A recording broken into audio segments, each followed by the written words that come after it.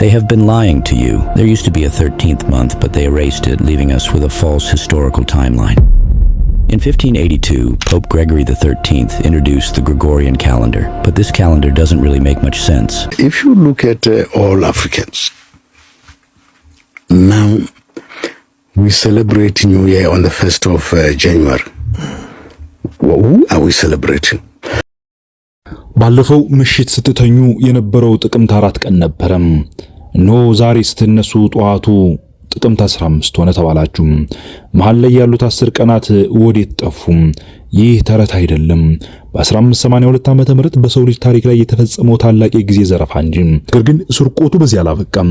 ዓለም በስህተት 7 ዓመታትን ወደፊት ስትወረወር አንዲት ሀገር ግን አይሆንም ብላ በጽናት ቆማለች። ዛሬ ዓለም 2025ን ተሻግሮ 2016 ዋዜማ ላይ ቆሟል። ኢትዮጵያ ግን በ2018 ዓመተ ምህረት ብላ ሰላሟን እንደያዘች ቆማለች። ለምን እነማን ናቸው የጊዜ ሌቦች? ይህንን ምስጢር ካወቃችሁ በኋላ ለምን የምታዩበት መንገድ ነው ለዘላለም ይቀየራል። ይህ ቪዲዮ መጨረሻ ላይ የኢትዮጵያ የዘመን አቆጣጠሯ ከዘመናዊ ሳይንስ ጋር እጅግ የተመሳሰለና አንድ መሆኑ ዓለም የሚቆጥርበት የግሪጎሪያን ካላንደር ስህተት መሆኑን ናሳ ያወጣው አስደንጋጭ ማስረጃና የኢትዮጵያ የዘመን አቆጣጠር ልክ መሆኑን በሳይንሳዊ መንገድና በምርምር ይፋ ማድረጉን እናያለን። እስከ ፕሮግራም የፍጻሜ ድረስ አብራችሁን ቆዩ። እነሆ ዓለም ሰሞኑን 2026ን ለመቀበል ዋዜማ ላይ ትገኛለች። በሆኑ ዓለም በአንድ ሰዓት በአንድ ቀንና በአንድ ዓመት የምትመራ ይመስለናልን? ጥያቄው ለእናንተ ነው። ነገር ግን ዛሬ በዚህ ቅጽበት በምስራቅ አፍሪካዊቷ ምድር ኢትዮጵያ ውስጥ ያሉ ሰዎች የሚኖሩበት ዘመን 2018 ዓመተ ምህረት ሲሆን ቀሪው ዓለም ደግሞ 2025ን ጨርሶ ወደ 2026 እየተሻገረ ነው። ለምን እነዚህ 7 ወይም 8 ዓመታት የተገቡ? ማንስ ሰረቋቸው? ወይንስ ኢትዮጵያውያን ናቸው ወደ ኋላ የቀሩት? ዛሬ የካላንደር ፖለቲካ፣ የካቶሊክ ቤተክርስቲያን ሴራና የዘመናት ስሌት ፍልሚያውን እንመረምራለን። ታሪካችን የሚጀምረው ከክርስቶስ ልደት በፊት በ46 ዓመተ ምህረት ነው። ይህም ጁሊያስ ቄሳር የሮምን ካላንደር ለማስተካከል በወቅቱ የነበሩትን የግብጽ የሥነ ከዋክብት ተመራማሪዎችን አማከረም። በዚህም የጁሊያን ካላንደር ተፈጠረ። ነገር ግን አንድ ትልቅ ችግር ነበር። የጁሊያን ካላንደር አንድ ዓመት 365.25 ቀን አለው ብሎ ያምን ነበርና ነው። ነገር ግን መሬት በፀሐይ ዙሪያ የምታደርገው ትክክለኛው ጉዟ 365 ቀን ነጥብ 24219 ቀናት አካባቢ መሆኑ ነው። ይቺ የደቂቃዎች ልዩነት በየ128 ዓመታቱ አንድ ሙሉ ቀን እየፈጠረች መጣች። ቁልፍ ነጥቡ እዚህ ላይ ነው። በ16ኛው መቶ ክፍለ ዘመን ላይ ዓለም ከእውነተኛው ወቅታዊ የፀሐይ ጉዞ በ10 ቀናት ዘግይታ ነበረ። ይህ ማለት የትንሣኤ በዓል ከወቅቱ እየወጣ መጣ እንደማለት ነው። በጥቅምት ወር 1582 ዓመተ ምህረት ርዕሰ ሊቃነ ጳጳሳት ግሪጎሪ 13ኛ አንድ አስደንጋጭ አዋጅ አወጡ። ጊዜው ተሳስቷል፣ ማስተካከል አለብን አሉ። ካላንደሩን ለማስተካከል ሲሉ ጥቅምት 4 ቀን 1582 ዓመተ ምህረት ያመሸ ሰው በማግስቱ ሲነቃ ጥቅምት 15 ቀን 1582 ዓመተ ምህረት እንዲሆኑ አዘዙ። ይህ ማለት በአንድ ሌሊት 10 ቀናት ከሰው ልጅ ሕይወት ላይ ተሰረዙ እንደማለት ነው። ይህ ውሳኔ በወቅቱ በፕሮቴስታንትና በኦርቶዶክስ አማኞች ዘንድ የጳጳሱ ሴራ ተብሎ ተወገዘ። እነሆ ጳጳሱ ጊዜን ሊሰርቁብን ነው የሚል አመጽ ተነሱና በርካታ የሆኑ ግርግሮች እንደተነሱ ታሪክ ይነግረናል። ይህንን ተከትሎ እነሆ በዛሬው ቀን የሚያከብሩትን የክርስቶስን ልደት ወይም ደግሞ ክሪስማስ የልደት ቀን ስሌቱ የግሪጎሪያን ካላንደር የክርስቶስ ልደት ስሌት የቀየረው ኢትዮጵያን የክርስቶስ ልደት አከባበርም ፍጹም ልዩ የሆነበት ዋና ምክንያት ሚስጥሩ ሲነገር እንዲህ ይላሉ። የልደት ቀን ስሌቱ የግሪጎሪያን ካላንደር የክርስቶስ ልደት ስሌት የቀየረው ዲዮናሲዮስ ኤክሲገስ እንደሆነ ይህ መነኩሴውም ስሌት ላይ ተመስርቶ እንደሰራውና የመነኩሴም ስሌቱን ሲያሰላ በክርስቶስ ልደትና በሮም ነገሥታት ዘመን መካከል የ7 ዓመታት ስህተትን መስራቱ ዛሬም ይመሰክራሉ። ከዓለም ተለይታ ለምን ኢትዮጵያ ብቻዋን ዛሬ ለ2018 ዓመተ ምህረት ላይ ቆመች? ብዙዎቻችን የግሪጎሪያን ካላንደር ዓለምን በአንድ ሃይማኖታዊ ስርዓት ስር የማምጣት ፖለቲካዊ ሴራ ኒው ወርልድ ኦርደር ኦፍ ታይም ውጤት ነው ይሉታል። ኢትዮጵያ ግን በቀኝ ግዛት ባለመያዟና የራሷን ፊደልና የዘመን አቆጣጠር ስርዓት ስላላት ይህንን የጊዜ ወረራ ተቋቁማ ቆይታለች። ዛሬ ዓለም በንግድና በቴክኖሎጂ ለመገናኘት የግሪጎሪያንን ቢጠቀምም የኢትዮጵያ ካላንደር ግን የጥንታዊቷ ዓለም ትክክለኛ የዘመን አሻራ ሆና መቀጠሏ ናሳን ጨምሮ በርካታ የምርምር ተቋማት ይህንን እውነት መስክረዋል። ዛሬ ዓለም በንግድና በቴክኖሎጂ ተገናኝታለች። አንድ የዘመንና የጊዜ ስሌት ውስጥ ናት።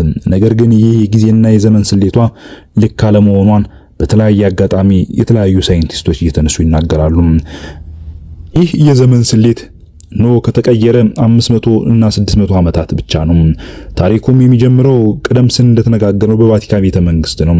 ይህንን በርካቶች ተመራማሪዎችና ሐሳባቸውን የሚሰጡ ሰዎች ርዕሰ ሊቃነ ጳጳሳት ግሪጎሪ 13ኛ ቀናችን ዘመናችን ነጥቆናል ይላሉ። መቅደሳቸው ሆኖ የፀሐያን ጉዞ ያስተዋሉ የጥንቱ የጁሊያን አቆጣጠር በየዓመቱ ጥቂት ደቂቃዎች እየሳተ በ16ኛው መቶ ክፍለ ዘመን ላይ 10 ሙሉ ቀናትን አጠራቅሞ እንደነበረና ልዩነቱን የፈጠረው ያ የዘመን ዑደቱ ትክክል አለመሆኑ በማሰባቸው እሳቸው በግላዊነት የወሰኑት የተሳሳተ ውሳኔ ነው ይላሉ። ጳጳሱ የትንሣኤ በዓል ቀን እየተዛባ መምጣቱን ስላሳሰባቸው ቢባልም ምክንያቱም በታሪክ ታይቶ የማይታወቅ ድፍረት የተመላበት ውሳኔ መወሰናቸው ግን ዛሬም ድረስ ዓለምን 7 እና 8 ዓመታት ወደፊት ቀድማ የኖረች ያክል እንዲሰማት አድርገዋል እያሉ ይከሷቸዋል። ምክንያቱም በዚያች ሌሊት በሚሊዮን የሚቆጠሩ ሰዎች ጥቅምት 4 ቀን ተኝተው ጥቅምት 15 ቀን ነቁ ነውና ነገሩ። እንግዲህ ልብ በሉ፣ ያቺ ሌሊት ሕፃናት አልተወለዱባትም፣ አረጋውያን አልሞቱባትም፣ ፍቅረኛሞች አልተገናኙበትም። 10 ቀናት ከታሪክ ማህደር በጳጳሱ ብር ተሰረዙ። ይህ ለብዙዎቹ የጊዜ ሴራ ነበረ ይለናል እውነትና መዛግብቱን ስናገላብጣቸው እኒህ እውነተኛ መዛግብቱ የፖፕ ግሪጎሪን ሴራና የነበረችውን የካቶሊካዊት ቤተክርስቲያንን ተጽዕኖም በግልጽ የሚያሳይ ሴራ ነው ይላሉ። ይህ ልዩነት የ10 ቀን ብቻም አይደለም፣ 7 ዓመት ሙሉ ልዩነት አለ። ዲዮናሲዮስ የተባለ አንድ መነኩሴ የተነሳ ከክርስቶስ ልደት በፊት የነበሩትን የሮም ነገስታት ዘመን ሲያሰላ በሰራው ስህተት ይህንን ዘመን 7 እና 8 ያልኖርናቸውን ዓመታት ወደፊት አሳለፈብን ይላሉ። ዓለም ይህ መነኩሴ የሳተውን ስሌት ይዛ ስትፈስ አንዲት ጥንታዊቷ ሀገር ግን አይሆንም አለች። እሷም የኛይቱ ኢትዮጵያ ነች። ኢትዮጵያ ሊቃውንት እንዲህ ይላሉ፣ እኛ የዘመንን ጅማሬ የምንቆጥረው ከዓለም ፍጥረት ጀምሮ ነው እንጂ ከሮም ነገስታት አይደለም። ኢትዮጵያም ዓለም የተፈጠረችበትን 5500 ዓመት መሰረት አድርጋ የክርስቶስ ልደት 5501 ዓመተ ምህረት ላይ አኖረች። ምዕራባውያኑ ግን በስህተት 7 ዓመት ወደፊት ዘለሉ። ዛሬ ዓለም 2025 ወደ 2026 ዋዜማ ላይ ስትቆም 7 ወይም 8 ዓመታት ወደፊት ዘለለች ነው። ዛሬ ዓለም 2026 ላይ ሆና ወደ ኋላ ብታይ የጣለችው ትልቅ የታሪክ ክፍተት አለ። ኢትዮጵያ ግን ያንን ክፍተት ሳታዛባ እስከ ዛሬ ይዛ ተገኝታለች። ይህ ልዩነት የቁጥር ብቻም አይደለም፣ የነጻነት ምልክት እንጂ። በ16ኛው መቶ ክፍለ ዘመን የካቶሊክ እምነትን በኢትዮጵያ ለማስፋፋት የመጡት ጆይሲቶች አቆጣጠራችሁን ቀይሩ፣ ከዓለም ጋር ተስማሙ ብለው ተማጽነው ነበር። ነገር ግን ኢትዮጵያ እና የኢትዮጵያ ኦርቶዶክስ ቤተክርስቲያን ሊቃውንት እንዲህ አሉ፣ ጊዜ እግዚአብሔር ነው፣ በሰው ትእዛዝ አይቆረስም፣ አይጨመርም፣ አይቀነስም። ኢትዮጵያ በቀኝ ግዛት ባለመያዟ ካላንደሯንም ከወራሪዎች ሴራ ጠብቃ ቆይታለች። ለዚህ ነው ዛሬ የ13 ወር ጸጋ የምንለው። ዓለም በ12 ወራት ስትታጠር እኛ ግን ለአምላክ ምስጋና የምናቀርብባቸው ጳጉሜን የተባለች ቅድስት ወር አለችንና ነው። የዓለም ተመራማሪዎችና የናሳን ተቋም ጨምሮ በርካቶች እንዲህ ይላሉ፣ የጁሊያን ካላንደር ውድቅ ነው፣ የተሳሳተ ነው። እንደ አውሮፓውያን አቆጣጠር በ1582 ዓመተ ምህረት ርዕሰ ሊቃነ ጳጳሳት ግሪጎሪ 13ኛ ዓለምን ያስደነገጡ ውሳኔያቸውን ልክ አለመሆናቸውን በይፋ ዛሬ እየተነገረ ነው። እስከዚያ ድረስ ዓለም የምትመራበት የጁሊያን ካላንደር በየ128 ዓመቱ አንድ ቀን ይሳሳት እንደነበር ቢታወቅም ይህ ስህተት እየተከማቸ መጥቶ የትንሣኤ በዓል ከጸደይ መውጫ ጋር መገጣጠም አቆመ ተብሎ ይሄ ነገር መሆን አልነበረበትም ነው። የ10 ቀናቱ ስርቆትና የቫቲካኑ ሴራ ምን ይመስላል ሚሊዮን በተወሰነ እንየው። ጳጳሱ ግሪጎሪ እሳቸው ሐሳብ የተነሳበት ዋና ምክንያት ይላሉ የታሪክ ተመራማሪዎች፣ ጳጳስ አሊዮሲዮስ ሊሊዮስ የተባለው የሥነ ከዋክብት ተመራማሪ ነበረ ነው። ቀመሩን በመጠቀምና በታሪክ ታይቶ በማይታወቅ እርምጃው ይህንን የፖፕ ግሪጎሪን ሐሳብ ያስቀየረበትን አንድ ውሳኔ እንዲወስኑ አደረግም።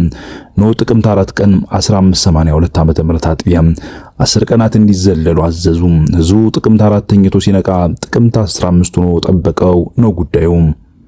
በወቅቱ የካቶሊክ ቤተክርስቲያን በፕሮቴስታንት ተሐድሶ ስጋት ወድቃ ነበርና ጊዜው በአዋጅ መለወጡ እኔ የዓለምና የታሪክ ገዥ ነኝ የሚለው የኃይል መልእክት ነበረ። ምክንያቱም ሮም በዘመኗ በነበራት ኃያልነት ምክንያት ይህንን የዘመን ተጽዕኖ በዓለም ላይ ሲጭን፣ ኢትዮጵያ ግን አልቀበልም ብላ በነጻነቷ አቆመች። ፕሮቴስታንቶች ጳጳሱ ጊዜና ሕግን ለመለወጥ የሚሞክሩ የክፉ ተወካይ ናቸው በማለት እስከ አመጽ እንደደረሱም ታሪክ ይነግረናል። በእርግጥ የዲዮናሲዮስ ስህተት ነው ዓለምን 7 ዓመታት ወደፊት የገፋውን ትልቅ ስህተት የፈጠረው ይላሉ ዲዮናሲዮስ። ይህ መነኩሴ የክርስቶስ ልደትን ለማስላት የሮም ነገስታት ዘመን መቁጠሩ ከዛም ኦገስቲን ቄሳር የገዛበትን 4 ዓመትና ሌሎች የታሪክ ክፍተቶችን ዘንግቶ መጻፉ ነበር ለዚህ ሁሉ ምስቅልቅልና የዘመን ልዩነት ምክንያት የሆነው። እንግዲህ ኢትዮጵያ ሊቃውንት ግን እንደ ፕሮፌሰር ጌታቸው ኃይሌና ሌሎች የታሪክ ተመራማሪዎች እንዲሁም ጥንታዊ መዛግብቶችን አገላብጬ ያገኘሁት አንድ እውነት አለ።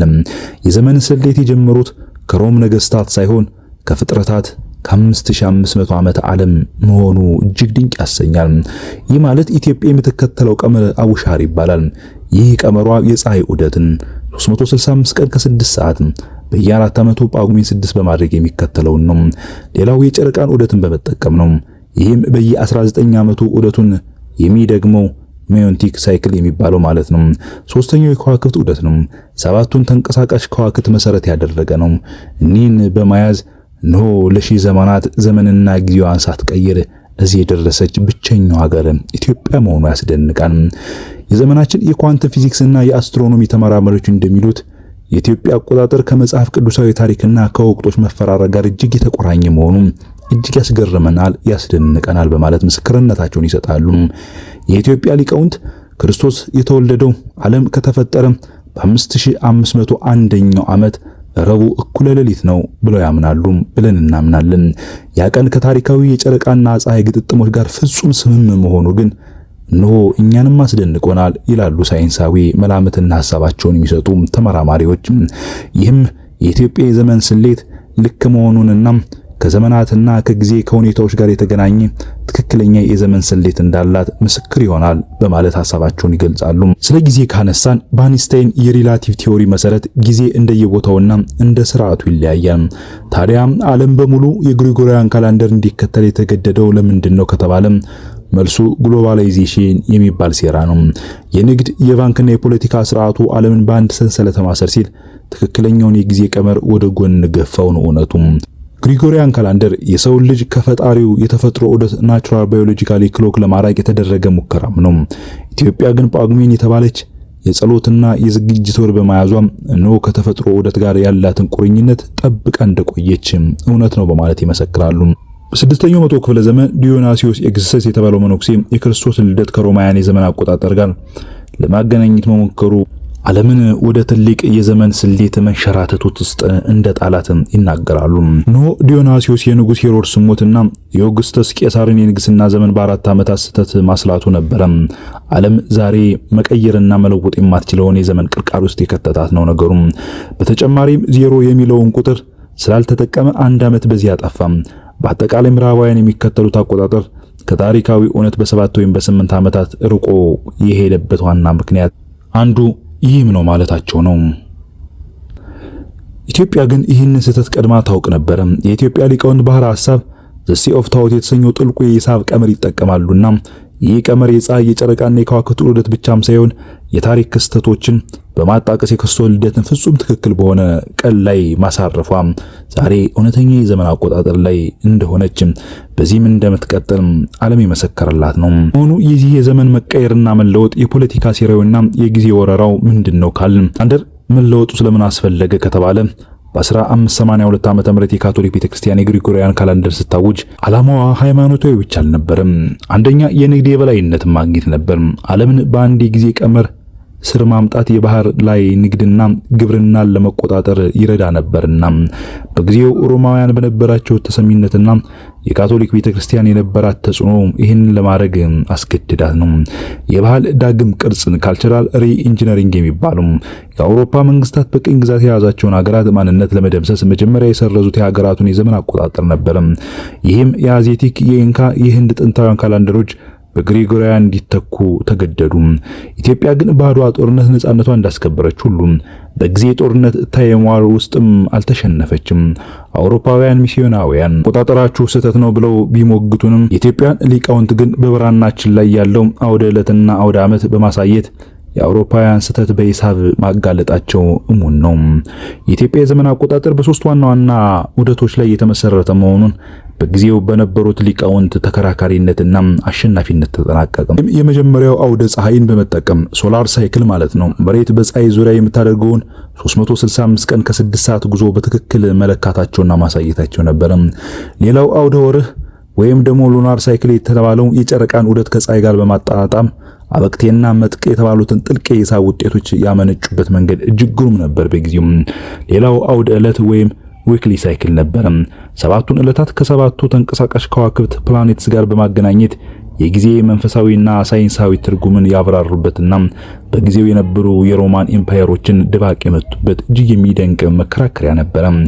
የኢትዮጵያ ሊቃውንት ጌታ የተወለደው በ5501 ወይም በ5501 ዓመተ ዓለም ነው ሲሉ ይህ ቁጥር ዝም ብሎ የመጣ ሳይሆን የከዋክብት አሰላለፍ ፕላኔታሪ አላይመንት በዚያ ዘመን የነበረበትን ሁኔታ የሚያሳይ ሳይንሳዊ እውነት መሆኑ እጅግ ይደንቃል። ዛሬ ዓለም 2026 ላይ ሆና ትንፋሿን ስታጣጥም ኢትዮጵያ 2018 ላይ ሆና የነገን ተስፋን ትዘምራለች። የግሪጎሪያን ካላንደር የሰው ልጅ የፈጠረው ሰው ሰራሽ ጊዜ አርቲፊሻል ታይም ሲሆን ኢትዮጵያን አቆጣጠር ግን ከተፈጥሮ ዑደት ከተፈጥሮ ሕግ ጋር የተቆራኘ ተፈጥሮዊ ጊዜ ናቹራል ታይም መሆኑ ነው። ይህ ሁሉ ዓመታችን የተገቡ ብለው ከጠየቁ መልሱ የሚገኘው በቫቲካን ሴራ ውስጥ ብቻም ሳይሆን በኢትዮጵያ ሊቃውንት ጽናትና ጥናት ውስጥ ነው። እነዚያ 7 ዓመታት አልጠፉም፣ ዓለም በስህተት ዘለላቸው እንጂ ኢትዮጵያ ግን በግንዷ ታቅፋ ይዛቸዋለች። ውድ ተመልካቾቻችን ጊዜን መቆጣጠር ዓለምን መቆጣጠር ነው። ኢትዮጵያ የራሷን ጊዜ መያዟ የሉዓላዊነቷ ጥንካሬ ነው። በሚቀጥለው ጊዜ ስለምትኖርበት ዓመት ስታስቡ በምስራቅ አፍሪካ አንዲት የታሪክና የጊዜ ጠባቂ ሀገር መኖሯን እንዳትዘነጉላችኋለሁ። ውድ ተከታታዮችም ጊዜ አንጻራዊ ነው። ዓለም ወደ 2026 ዋዜማ ላይ በቆመችበት እኛ 2018 ላይ ነው ያለነው። የትኛው ነው ትክክል ብላችሁ ታስባላችሁ? ወይስ ሁለቱም የየራሳቸው እውነት አላቸው? እናንተስ ምን ታስባላችሁ? ጳጳሱ 10 ቀን መዝለላቸው 7 ዓመት መጨመራቸው ስህተት ነው ወይስ አስፈላጊ ማስተካከያ? በሐሳብ መስጫ ሳጥን ውስጥ አስቀምጡልን። በሌላ ሐሳብና በሌላ ፕሮግራም እስክንገናኝ ድረስ ሰላም ለሀገራችን ለኢትዮጵያ። በያላችሁበት ሰላም እመኝላችኋለሁ።